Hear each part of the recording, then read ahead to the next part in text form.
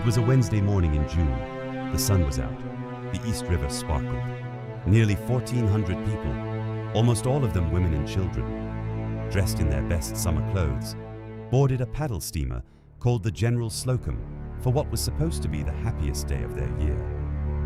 Within 20 minutes, over 1,000 of them were dead. What made this disaster different from most tragedies was not just the scale of the death. It was the specific, methodical, almost unbelievable series of failures that turned a summer church picnic into the worst maritime disaster in New York City history, and a cover-up that began before the bodies were even pulled from the river. In 1904, the Lower East Side of Manhattan contained a neighborhood called Kleindeutschland, Little Germany, one of the most densely populated immigrant communities in the entire United States. Tens of thousands of German Americans had settled there, building churches, businesses, social clubs, and an entire cultural infrastructure within the city. Every summer, the congregation of St. Mark's Evangelical Lutheran Church chartered an excursion steamboat for a church picnic. It was a tradition they had kept for 17 consecutive years. On the morning of June 15, 1904, that boat was the General Slocum, a 3-deck paddle steamer owned by the Knickerbocker Steamship Company and commanded by Captain William H. Van Schaik. The General Slocum had a legal capacity of 2,500 passengers. That morning, roughly 1,358 passengers climbed aboard, plus a crew of 30. The overwhelming majority of passengers were women and children. Their destination was Locust Grove, a picnic site on Long Island Sound. The ship departed the recreation pier at 3rd Street on the East River at 9:30 in the morning. By 10 a.m., as the vessel passed East 90th Street, approaching the stretch of water known as Hellgate, a fire broke out in the forward cabin. The lamp room, a storage space below the main deck that was chronically soaked in spilled lamp oil, stuffed with oily rags and straw, and frequented by crew members who used open flames inside it. A 12-year-old boy saw the first flames and ran to warn Captain Van Schaik. The captain did not believe him. By the time a crew member officially notified the captain, 10 minutes had already passed. When the crew attempted to fight the fire, they discovered something that should have been caught years earlier. The fire hose, a 100-foot length of linen, had rotted through. It burst the moment water pressure hit it. The coupling from the old hose was still attached to the standpipe, making it impossible to quickly connect the backup rubber hose. The crew abandoned firefighting altogether. The ship's hand pumps and buckets, the fallback to the fallback, were never deployed. Then came the life preservers. Desperate passengers on the upper decks grabbed the life jackets stored along the railings. These were the ship's official, inspected safety equipment. They crumbled in their hands. The canvas covers had rotted with age and split open, spilling out not solid cork, but powdered cork mixed with iron bars. A post-disaster investigation revealed that the supplier, Nonpareil Cork Works, had been inserting iron weights into the cork materials for years to meet the minimum legal weight requirement on paper, while providing preservers that were, in practice, functionally useless. The life preservers on the General Slocum had been manufactured in 1891. They had been hanging in the open air, unprotected from the elements, for 13 years. Mothers who couldn't swim grabbed these jackets, strapped them onto their children, and threw their children into the river to save them. They watched their children sink. Captain Van Schaik made a decision that investigators would later spend considerable time analyzing. Instead of immediately grounding the ship at one of the nearby shorelines, which would have put the prevailing headwind behind the vessel and slowed the fire's spread, he ordered full steam ahead, directly into the wind. The effect was catastrophic. The headwind drove the fire backward along the ship, from the bow toward the stern, sweeping through the decks where the passengers were gathered. Van Schaik later argued that he was trying to prevent the fire from spreading to oil tanks on the adjacent riverbank. The Federal Investigating Commission found this explanation insufficient. By continuing at speed into the wind, he effectively turned the ship into a bellows, feeding oxygen into the fire from one end, while forcing the passengers toward the burning other end. The lifeboats on the hurricane deck were the final option. They were tied and painted in place. Some witnesses would later claim they were wired down. They were inaccessible. The crew, who had not conducted a single fire drill that year, could not manage the panic on deck. Van Schaik headed for North Brother Island, a small island in the East River where a quarantine hospital sat. He beached the ship there approximately 10 minutes after the fire was reported. By then, the hurricane deck was collapsing. An estimated 100 to 500 people died when the overloaded starboard section of that deck gave way and dropped passengers directly into deep water. Others were pulled under by the still turning paddle wheels as they tried to jump clear of the ship. The most chilling detail to emerge from the federal investigation was not the rotted hoses or the crumbling life preservers. It was the timing. The General Slocum had undergone its most recent safety inspection just months before the disaster. That inspection had passed the ship's safety equipment. Federal investigators later concluded that the equipment had been in a state of dangerous deterioration long before the inspection. 8 people were indicted by a federal grand jury in the aftermath, including the captain, 2 steamship inspectors, and multiple executives of the Knickerbocker Steamship Company. Of those 8 indictments, exactly 1 conviction was secured. Captain Van Schaik, found guilty of criminal negligence for failing to maintain fire drills and fire extinguishers. The steamship company paid a relatively small fine. The inspectors who had cleared the ship were not convicted.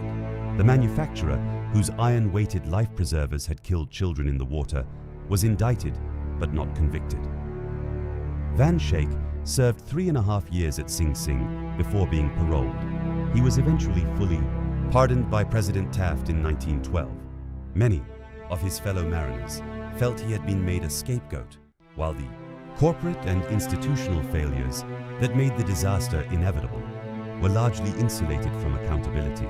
An estimated 121 people died on June 15, 1904, the single deadliest event in New York City history until September 11, 2001, and the worst maritime disaster of the 20th century until the Titanic surpassed it 8 years later. The corpses of victims washed ashore on North Brother Island and along the Bronx shore for days. The streets of Kleindeutschland were clogged with funeral carriages as a tight-knit community buried its mothers, daughters, and children. The New York Times covered the story on its front page for weeks. The city held memorial services. A marble fountain was eventually erected in Tompkins Square Park, bearing the inscription, "They are Earth's purest children, young and fair." The psychological trauma inflicted on Kleindeutschland was total. The community lost not just individuals, but entire family structures. Grandmothers, mothers, and daughters wiped out simultaneously while their husbands and fathers were at work. Suicides spiked. Depression set in across the neighborhood. Within years, the population of Kleindeutschland had dispersed uptown and across the boroughs. A German neighborhood that had existed for decades on the Lower East Side effectively ceased to exist. The Church of St. Mark's, whose congregation had chartered the fatal trip, was eventually converted into a synagogue as Jewish immigrants moved into the area left behind by the departed German community. The last known survivor of the General Slocum disaster, Adela Wotherspoon, died on January 26, 2004, at the age of 100. She had been 6 months old the day the ship burned. She had lost both of her older sisters in the fire. The Federal Commission's report made clear that the disaster was not the result of a single bad decision or a single bad actor. Every safety system that should have saved those passengers, the hoses, the life preservers, the lifeboats, the fire drills, the inspections, had quietly failed long before the morning of June 15, 1904. They had failed in full view of the people responsible for maintaining them, and those people had signed off on everything as satisfactory. Over 1,000 people died not because of an accident, but because of paper. Paper that said the ship was safe when the ship was not. The river kept those secrets until it was too late for anyone still aboard to benefit from the truth. Story 2. The Island of the Quarantined. North Brother Island and Typhoid Mary, 1907-1938. There is an island in the East River, just minutes from Midtown Manhattan, that the New York City government sealed off from the public more than 60 years ago. You can see it from the shore. The crumbling red brick buildings are still standing, overtaken by ivy and trees, their windows dark, their hallways silent. You cannot go there. And the island has not always been silent. For decades, it was the place where New York sent the people it didn't know what to do with. The sick, the contagious, the inconvenient. The most famous of them was a woman who had never been convicted of a crime, who had never been charged with a crime, and who spent the final 23 years of her life imprisoned there anyway. Her name was Mary Mallon. History knows her as something else, a name she came to despise. North Brother Island is a small forested island in the East River between the Bronx and Rikers Island. In 1885, the city constructed Riverside Hospital there, a quarantine facility for patients with highly contagious diseases, geographically isolated from the city by the river's current. By 1904, the island was already carrying its first major tragedy.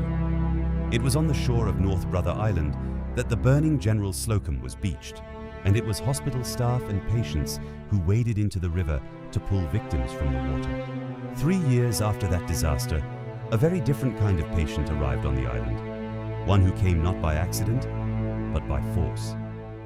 Mary Mallon was an Irish-born cook who had emigrated to the United States in 1884 at the age of 15. By the early 1900s, she had established herself as a skilled domestic cook for wealthy families across New York City. She was healthy, capable, and hardworking. She was also, entirely without her knowledge for most of her life, an asymptomatic carrier of Salmonella typhi, the bacterium that causes typhoid fever. The concept of a healthy carrier, someone who harbors and transmits a pathogen while showing no symptoms themselves, was so new in 1907 that it was not yet widely accepted even among medical professionals. Between 1900 and 1907, Mallon worked as a cook for 8 different families in the New York area. 7 of those families experienced outbreaks of typhoid fever within weeks of her arrival. The pattern was eventually noticed by George Soper, a sanitary engineer hired to investigate a typhoid outbreak at an Oyster Bay estate where 6 of 11 household members had fallen. Ill in the summer of 1906, Soper reconstructed Mallon's employment history and became convinced she was the source.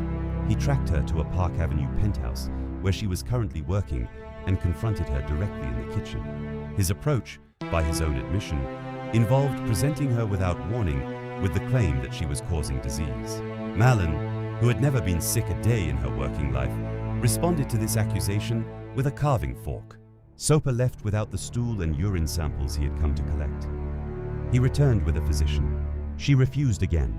Soper then notified the New York City Health Department. On March 19, 1907, 5 police officers and Dr. Sarah Josephine Baker arrived at her employer's home.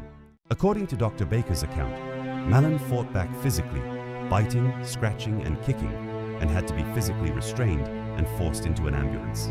She was transported to Willard Parker Hospital, restrained and compelled to give samples. The results confirmed massive concentrations of typhoid bacteria in her stool. By sections of the Greater New York Charter, she was declared a public health threat.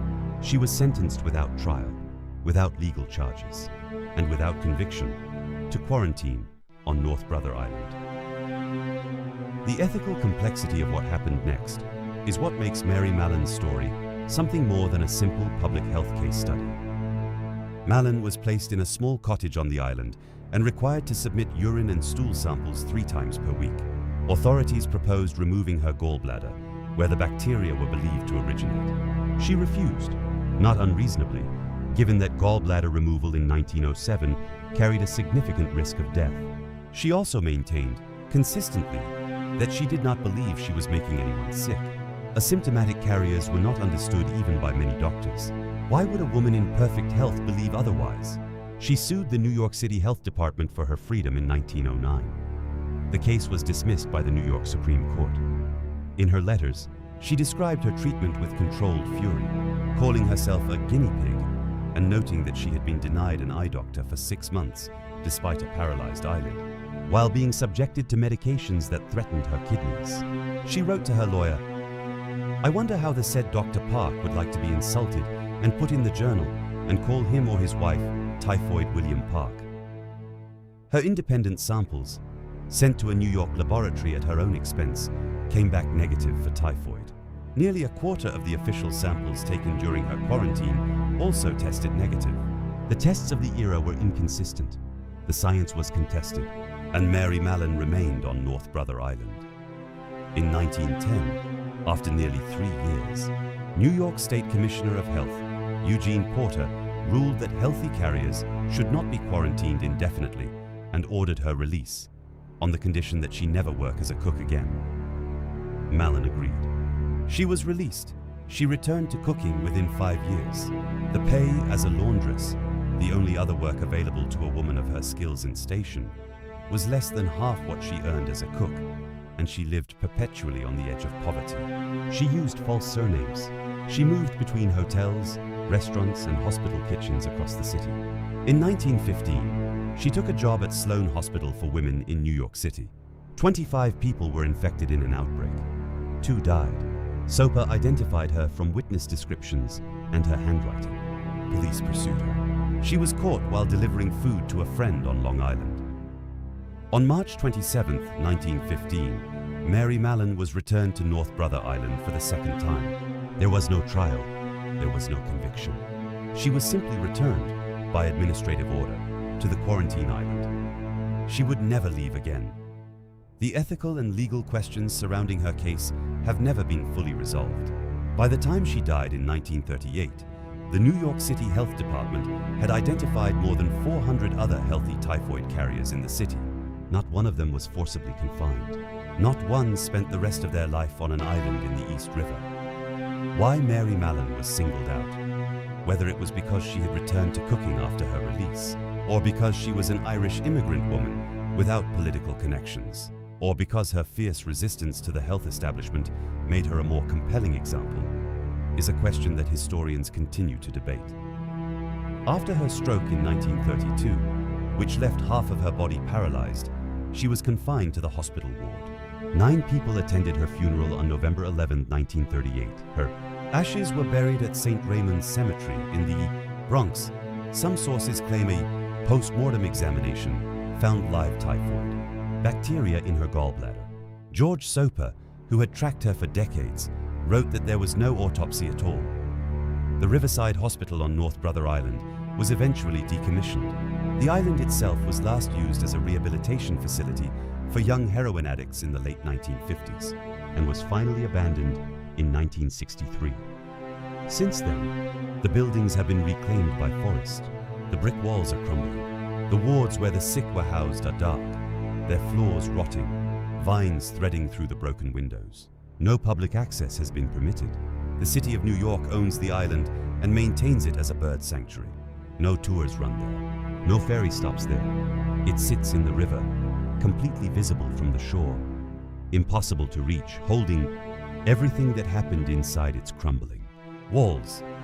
The remains of North Brother Island as it stands today represent one of the most genuinely eerie abandoned places in the United States, not because of any supernatural claim, but because of the density of actual documented tragedy concentrated in such a small space. The shore where General Slocum victims were laid out, the cottage where Mary Mallon spent 23 years, the hospital wards where hundreds died of contagious diseases, the rehabilitation center where young addicts were sent in the 1950s under a program that was eventually also abandoned. The island is covered in trees now. Birds nest in the rafters of the old hospital. No one goes there. What is known is this: Mary Mallon was imprisoned by the city of New York for the last 23 years of her life in a place surrounded by water, without ever being charged with a crime, and without the legal framework that would later govern such decisions ever being applied to anyone else in the same situation. The island where she died is still there. The buildings are still standing. And the questions her case raised about the boundary between public safety and personal liberty, about who gets quarantined and who doesn't, about who gets to decide, were never answered in any court.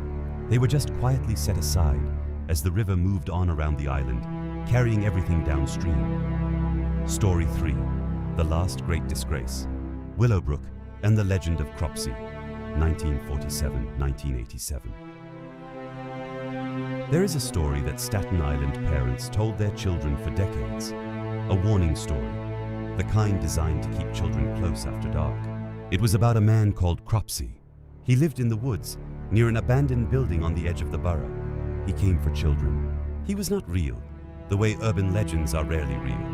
He was the kind of story that gets passed down from one generation to the next, changing slightly each time, becoming more grotesque as it travels. Then, in 1987, a 12-year-old girl with Down syndrome named Jennifer Schweiger disappeared from her neighborhood, and the story stopped being a legend.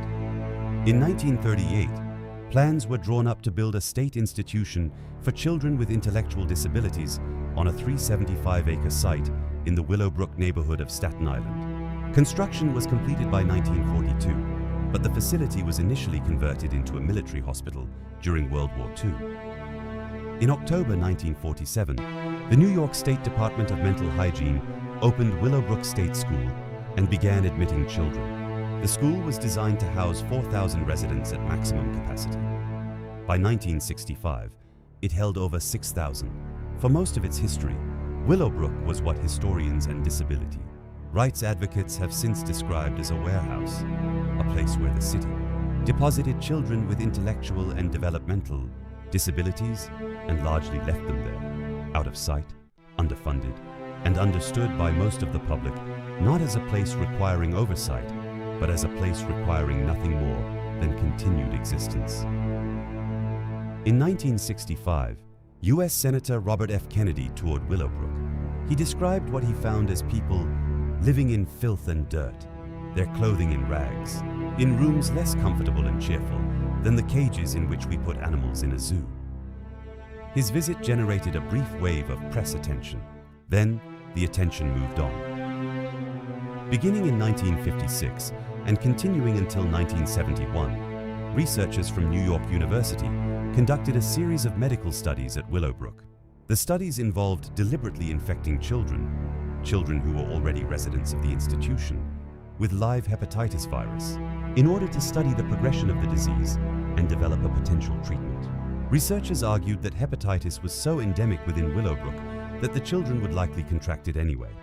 Critics, including medical ethicist Maurice Hilleman, who later called them the most unethical medical experiments ever performed on children in the United States, pointed out that deliberately giving a child hepatitis with 100% certainty is not the same as a child being exposed to a disease in the normal course of life. The studies were also included in a landmark 1966 New England Journal of Medicine article by Dr. Henry Beecher cataloging ethically dubious medical experiments.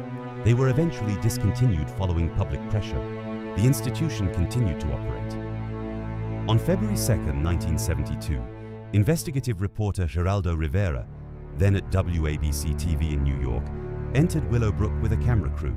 The footage he broadcast that evening changed the institution's history and, eventually, federal law. Rivera's exposé showed overcrowded wards, inadequate sanitary facilities, residents left unattended on cold floors, physical and sexual abuse by staff, and conditions that had not materially improved since Senator Kennedy's visit 7 years earlier. The documentary, Willowbrook, The Last Great Disgrace, won a Peabody Award. It also triggered a class action lawsuit on behalf of 5,000 residents and ultimately contributed to the passage of the Civil Rights of Institutionalized Persons Act of 1980. Willowbrook was renamed the Staten Island Developmental Center in 1974. Its last residents left in 1987. And then there was the legend that lived in the woods around. Willowbrook's abandoned campus, Cropsey, had existed in Staten Island. Folklore for generations, a boogeyman figure, sometimes described as an escaped mental patient, sometimes as a disfigured man with a hook or an axe. The name circulated through summer camps and schoolyards across the New York area. He was the thing in the dark. He was the reason you didn't go near the abandoned building after sunset. Between 1972 and 1987, several children went missing in the area around Willowbrook. Many of these children had intellectual disabilities and were therefore vulnerable in ways that made traditional search methods difficult. The missing children were Holly Ann Hughes, who disappeared in 1981 at age 7, Alicia Pereira, Tia Hees Jackson, Hank Gafforio, and Jennifer Schweiger, 12 years old, who vanished from her Staten Island neighborhood on July 9, 1987. On August 4, 1987, Jennifer Schweiger's body was found buried in a shallow grave on the grounds of the abandoned Willowbrook campus, later confirmed by the New York Times. She had been strangled. A man had been seen near the area of her disappearance, a vagrant who lived in makeshift camps in the woods around the old institution. His name was Andre Rand. He was a former orderly at Willowbrook State School. Andre Rand was arrested. At the time of Jennifer Schweiger's death, he was 43 years old, a convicted sex offender with a prior record. At his trial, the prosecution was not able to secure a conviction for murder. The evidence connecting Rand to the killing was circumstantial, despite the proximity of the body to his known camping areas. Rand was convicted of kidnapping in the first degree and sentenced to 25 years in prison. The other missing children were never found. Their bodies were never recovered. Andre Rand was tried a second time in 2004 for the 1981 disappearance of Holly Ann Hughes and convicted again of kidnapping. He was sentenced to an additional 25 years. He has never been charged with murder in connection with any of the missing children. He has maintained his innocence. The cases of Alice Pereira, Tia Hees Jackson, and Hank Gafforio remain officially unsolved. What? The filmmakers, Joshua Zeman and Barbara Brancaccio, documented in their 2009 documentary Cropsey, the film that brought this story to national attention, was something deeply uncomfortable. The moment when the urban legend and the real event converged so completely that it became impossible to separate them. Andre Rand had actually worked at Willowbrook. He actually lived in the woods behind the abandoned campus. A child's body was actually found in a shallow grave on the grounds. The legend of Cropsey had not predicted reality, but reality had somehow arranged itself into the shape of the legend, and that shape was harder to look at than any campfire story. In 1991, a retired NYPD detective described in his memoir responding to a call at the abandoned Willowbrook campus as part of the bomb squad. He described finding hazardous chemicals throughout the derelict buildings, including explosive picric acid crystals, alongside rooms full of sealed jars containing what appeared to be preserved human organs. He later wrote that the discovery was largely covered up by local officials. This detail has been disputed and cannot be independently verified from publicly available records. What is documented is the scope of what happened at Willowbrook from 1947 to 1987, the overcrowding, the medical experiments on children, the physical and sexual abuse, the thousands of lives spent inside an institution that the state of New York funded, inspected, and continued to operate for 40 years after its conditions were first publicly documented. A 2020 investigation by the New York Times found that Willowbrook alumni, survivors now in their 50s and 60s, were still being subjected to abuse in the group homes to which they had been relocated. The institution was closed. The abuse was not. A portion of the original Willowbrook campus now houses the College of Staten Island. Students walk to class on the same grounds. Andre Rand remains incarcerated. The cases of the other missing Staten Island children remain open. The documentary Cropsey, 2009, is available to stream. Willowbrook State School is listed in the historical record. Its documents archived at the College of Staten Island Library. And the legend of Cropsey is still told on Staten Island, still passed between children, still attached to the woods behind the old campus. Though what it means has shifted permanently since 1987, when the legend acquired a real name and a real face. The most unsettling thing about the Willowbrook story is not the legend, it is the documentation. The overcrowded wards, the hepatitis experiments, the abuse, all of it was written down, photographed, and filmed. Robert Kennedy saw it in 1965. Geraldo Rivera broadcast it in 1972. The state of New York continued to operate the institution for 15 more years.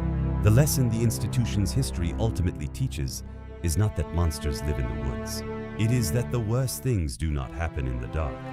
They happen in funded, inspected, officially licensed buildings, with paperwork filed in triplicate, while everybody moves on. Story 4. The Heiress Who Walked Off Fifth Avenue. The Disappearance of Dorothy Arnold, 1910. On a clear December afternoon in 1910, a 25-year-old heiress named Dorothy Arnold walked out of her family's home on East 79th Street to go shopping on Fifth Avenue. She bought a half-pound box of chocolates. She bought a book.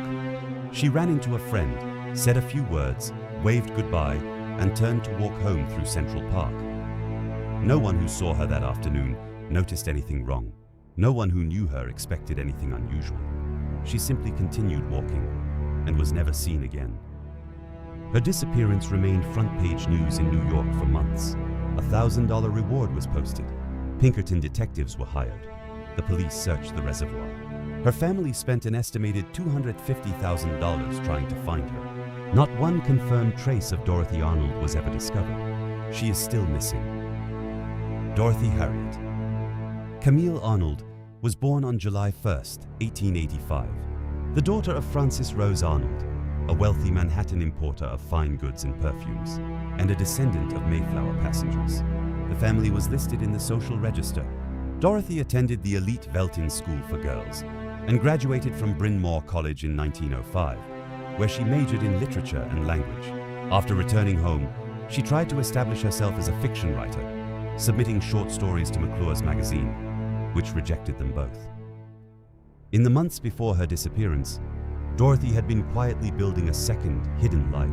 She had rented a private post office box to receive correspondence away from her parents' supervision. She had been secretly corresponding with a man named George Griscom Jr., a 40-year-old engineer from a wealthy Pittsburgh family whom her parents considered deeply unsuitable. In September 1910, she had told her parents she was visiting a Bryn Mawr classmate in Boston, then spent an entire week at a hotel with Griscom, financing the stay by pawning $500 worth of jewelry. Her parents discovered the deception. They forbade her to continue seeing him. She continued anyway. On the morning of December 12, 1910, Dorothy told her mother she was going out to buy a dress for her younger sister's debutante party. Her mother offered to join her. Dorothy declined politely, saying she would call if she found something suitable. She left her home at around 11 a.m. What is known from witnesses is remarkably specific and then remarkably abrupt.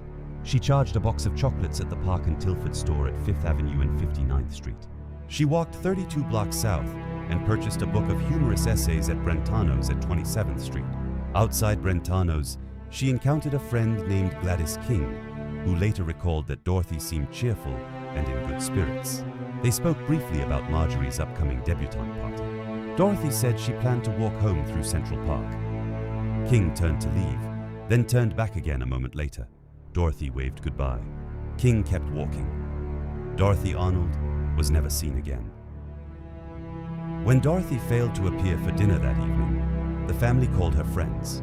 No one had seen her, fearing scandal above almost everything else. The previous year, a prominent neighboring family had been publicly embarrassed when their missing daughter turned up having run away. The Arnolds did not contact the police. Instead, they quietly summoned family attorney John S. Keith, who searched Dorothy's bedroom the following morning and found her personal belongings intact, her clothes undisturbed, her letters still in their envelopes. He also found ocean liner brochures on her desk and papers that had been burned in her fireplace, presumed to be her rejected manuscripts. Keith hired Pinkerton detectives. The detectives searched hospitals, jails, and morgues across the Northeast. They searched marriage registries. They dispatched agents to intercept arriving ocean liners from New York. None of this produced any result.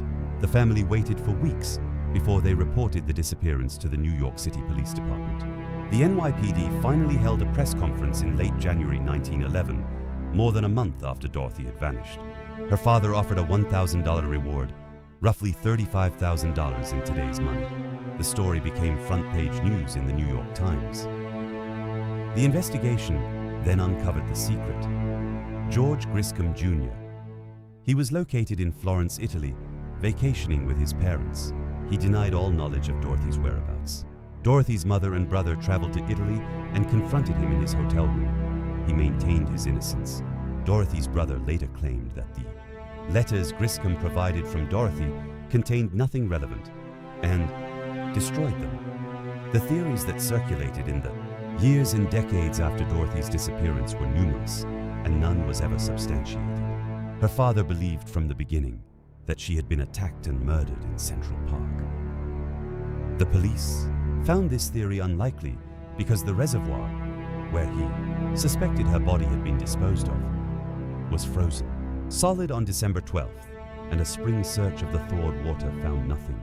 Griscom himself who later told reporters he intended to marry Dorothy once she was found, theorized that she had died by suicide. A theory supported by a letter Dorothy had written him just before her disappearance, expressing despair over her writing career. "McClure's has turned me down. Failure stares me in the face. All I can see ahead is a long road with no turning." The most persistent and specific theory was the abortion theory. In April 1916, an illegal abortion clinic operating out of a basement in Bellevue, Pennsylvania, was raided by police. One of the doctors at the clinic testified to the New York County District Attorney that the clinic's operator had told him Dorothy Arnold had died there following complications from an abortion performed in December 1910, and that her body had been burned in a furnace. Dorothy's father publicly rejected this account as absurd. The cellar of the home in Bellevue was excavated. No remains were found. The doctor who made the claim could not produce further evidence. The theory could not be proved or disproved. In 1916, a convicted felon named Edward Glenorris, imprisoned in Rhode Island for extortion, claimed he had been hired to help dispose of a young woman's body in December 1910, burying her in a New Jersey cellar after she died during a procedure performed by an unnamed doctor. He described the man who hired him in terms that witnesses said matched Griscom's appearance. Under subsequent questioning, Glenorris contradicted himself and was dismissed as unreliable. The cellars he described were excavated. No human remains were found. In 1921, a captain in the New York Bureau of Missing Persons publicly stated during a lecture that Dorothy Arnold's fate had been known to his bureau and her family for some time. The following day, he retracted the statement entirely and claimed he had been misquoted. Dorothy Arnold's father died in 1922. He left nothing to Dorothy in his will, explicitly stating that he was satisfied that she is not alive. Her mother died in 1928, still privately hoping her daughter would return. Her family attorney, the man who had managed the investigation from the very beginning, publicly stated after Mary Arnold's death that he had always believed Dorothy died by suicide as a result of her despair over her writing career. The secret lover was never charged. The family attorney destroyed evidence. The police gave up the active investigation in the spring of 1911. And no one, not the family, not the detectives, not the police, not any of the hundreds of people who claimed over the decades to have seen Dorothy Arnold alive, ever produced a single verifiable trace of what happened after she turned and walked away from Brentano's bookstore on 27th Street on a December afternoon in 1910. Dorothy Arnold was declared dead in absentia. Her case was classified as a missing persons case and technically remains open. No confirmed physical evidence of her fate, no body, no burial, no definitive witness account has ever been produced. She remains, well over a century later, one of the most celebrated cold cases in American history. She is sometimes described as New York City's oldest unsolved mystery. The bookstore where Gladys King last saw her wave goodbye is long gone.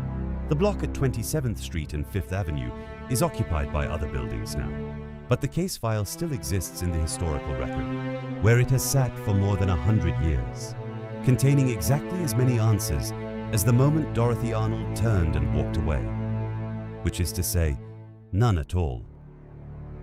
What makes Dorothy Arnold's disappearance genuinely difficult to set aside is not any single theory about what happened. It is the specific, ordinary domesticity of the last confirmed hours of her life.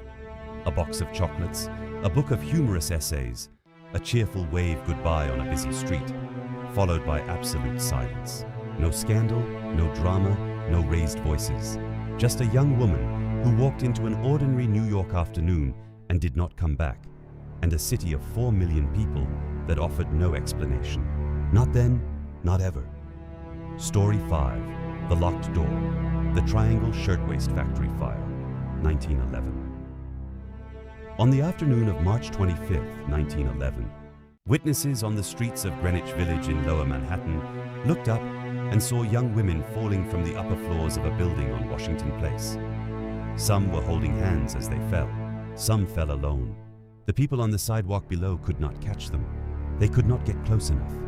The bodies were hitting the pavement with a force that cracked the ground and shook the crowd backward. The fire department had arrived with ladders that reached only to the 6th floor. The women were on the 8th, 9th, and 10th. The fire doors on the upper floors of the Triangle Shirtwaist Company factory were locked. They had been locked from the outside by the owners to prevent the workers from taking unauthorized breaks. By the time the fire that started on the 8th floor was over, 146 people were dead. Most of them were young immigrant women. Some of them were teenagers. Some of them had only recently arrived in America. In 1911, the Triangle Shirtwaist Company occupied the top 3 floors of the Ash Building at the corner of Green Street and Washington Place in Greenwich Village, a building that still stands today, now part of New York University's campus, known as the Brown Building. The company employed approximately 500 workers, the majority of them young immigrant women from Italy and Eastern Europe, many of them Jewish, many of them recent arrivals. They worked 10 to 12-hour shifts producing shirtwaists, the blouse-style garments that were fashionable at the time. The pay was minimal. The conditions were typical of the garment industry in the era, which is to say, they were frequently dangerous, consistently overcrowded, and systematically resistant to the labor organizing efforts that workers had been attempting throughout the previous years. In 1909 and 1910, Triangle Shirtwaist workers had participated in the Uprising of the 20,000 Tons, a major garment workers' strike in New York City that won improved conditions from many manufacturers. Triangle's owners, Isaac Harris and Max Blank, had settled the strike without agreeing to the workers' demands for safer working conditions and open fire exits. The workers returned to the building. The doors remained locked. At approximately 4:40 p.m. on Saturday, March 25, 1911, a fire broke out on the 8th floor of the Ash Building, likely from a discarded match or cigarette, igniting the highly flammable scraps of fabric that accumulated beneath the cutting tables. The fire spread with extraordinary speed through the layers of tissue paper patterns and cotton scraps that blanketed the floor. Workers on the 8th floor attempted to alert the 9th and 10th floors, but the warning was incomplete. Workers on the 9th floor, where the largest number of employees were working, received almost no warning before the fire reached their floor. The fire exits on the floors occupied by Triangle included internal stairways, a freight elevator, and the external fire escape on the building's exterior. The fire escape, which was already rickety and poorly maintained, collapsed under the weight of the workers who rushed onto it, sending dozens to the ground below. The freight elevator operator, Joseph Zito, made repeated trips up through the burning building, rescuing as many workers as he could carry, continuing until the heat made further trips impossible. The stairs were already engulfed. The internal fire door on the 9th floor, the one that led to the stairway, was locked. Workers who could not reach an exit began breaking the windows. The fire department's ladders reached only to the 6th floor. The life nets the department deployed were inadequate for falls from that height. The impact tore the nets apart. Witnesses on Washington Place watched as workers jumped individually, then in pairs, then in groups, holding onto each other as they fell. The bodies piled up on the sidewalk below. The fire burned for approximately 30 minutes.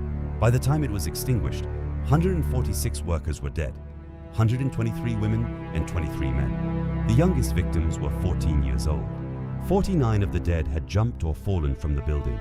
36 had died in the elevator shaft, either jumping or falling while trying to reach the elevator.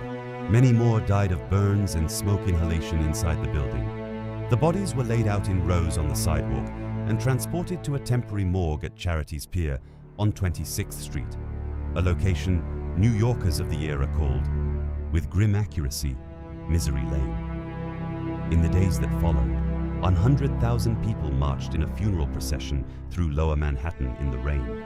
The New York Times and every major newspaper in the country covered the disaster in full. The public outrage was enormous and immediate. So was the legal response, or rather, the notable absence of one. Owners Isaac Harris and Max Blank were indicted for first and second-degree manslaughter within weeks of the fire. Their trial began in December 1911. The prosecution's central argument was straightforward. The workers could not escape because the 9th floor fire door was locked, and the owners had ordered it locked. Defense attorney Max Stuer, widely considered one of the most skilled trial lawyers of his era, systematically dismantled the prosecution's key witnesses, particularly by demonstrating that several had been coached and were repeating memorized testimony rather than genuine recollections. After 23 days of testimony, the jury deliberated for less than 2 hours. Harris and Blank were acquitted. 3 years later, Harris and Blank were found by a civil court to have been negligent in the deaths of 23 of the victims and were ordered to pay damages of $75 per deceased victim. Their insurance payout for the fire was approximately $400 per victim, more than 5 times what the families of the dead received. In 1913, Harris and Blank were caught by a factory inspector locking their workers in a new facility, essentially the same practice.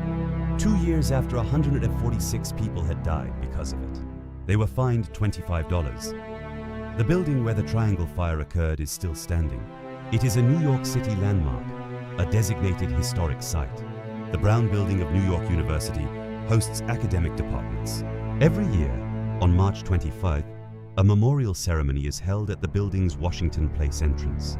Firefighters lower a fire truck's ladder to the 6th floor, the highest floor the equipment of 1911 could reach, and names are read aloud. All 146 of them. For decades after the fire, workers and building occupants reported strange experiences on the upper floors. Unexplained sounds, a smell of smoke in rooms with no fire, the sensation of not being alone in empty hallways. These accounts are consistent with what is reported at many sites of mass tragedy and carry no scientific verification. They are included here because they are documented in the city's historical and cultural record, and because the building at the corner of Green Street and Washington Place, clean and functional, and attended by students every weekday, carries a weight that the street below still seems to know about: the Triangle Shirtwaist. Fire was the single greatest catalyst for labor law reform in American history. The political aftermath produced an extraordinary wave of legislation. New York State established the Factory Investigating Commission, which conducted over 3,000 inspections and produced more than 30 new laws governing factory safety. Fire protections, working hours for women and children, and workers' compensation. Francis Perkins, who was in Washington Square Park the afternoon of the fire and watched the bodies fall, went on to become the U.S. Secretary of Labor under Franklin Roosevelt, the first woman ever appointed to the cabinet, and the architect of much of the New Deal's labor framework. The fire that killed 146 workers and ended in acquittal for the owners eventually produced the legal and regulatory infrastructure that protects American workers today. None of that changes what happened on the 9th floor on March 25, 1911, when a group of young women found themselves between a wall of fire and a locked door and made the choice that the locked door forced upon them. The door is gone now. The building has been renovated and occupied and renovated again. But every year, on a specific afternoon in late March, firefighters lower a ladder on Washington Place to the 6th floor and leave it there. Not because it reaches anywhere useful, but because it doesn't. Because it didn't. Because the space between the 6th floor and the 9th is the distance the city couldn't cross in time. And every year, the city comes back to stand beneath it and say the names of the 146 people who died inside the gap. New York City does not stop. That is the thing people always say about it, and it is true. But it is also a quality with a darker underside. Cities that do not stop also do not always pause long enough to account for what they have left behind. The General Slocum victims were mourned, and then the river moved on. The residents of Willowbrook were institutionalized for 40 years, and when the institution finally closed, the former residents were moved to smaller buildings where the abuse continued. Mary Mallon spent 23 years on an island in the East River, and when she died, 9 people came to the funeral. Dorothy Arnold walked off Fifth Avenue in December 1910, and the city's investigation ran out of answers in the spring of 1911, and then the city moved on. The Triangle workers fell from the 9th floor. The owners were acquitted, and by 1913, the owners were locking doors again. What these 5 stories share is not the supernatural. None of them require a ghost to be frightening. What they share is a more specific and more difficult kind of horror. The horror of institutional failure, of averted eyes, of decisions made in offices that translated into deaths in bodies of water and locked rooms and shallow graves. The horror of a city that is too large, too fast, and too ambitious to be held still long enough to answer for what it has done. New York keeps everything. The fountain in Tompkins Square Park is still there. The Brown Building is still there. North Brother Island is still there. The case file for Dorothy Arnold is still open. The former campus of Willowbrook State School still stands. Most of it, and underneath the College of Staten Island's very ordinary parking lots and lecture halls and offices. The bones of that institution are still in the ground. The city says, keep moving. It has always said that. But these stories are the ones that refused.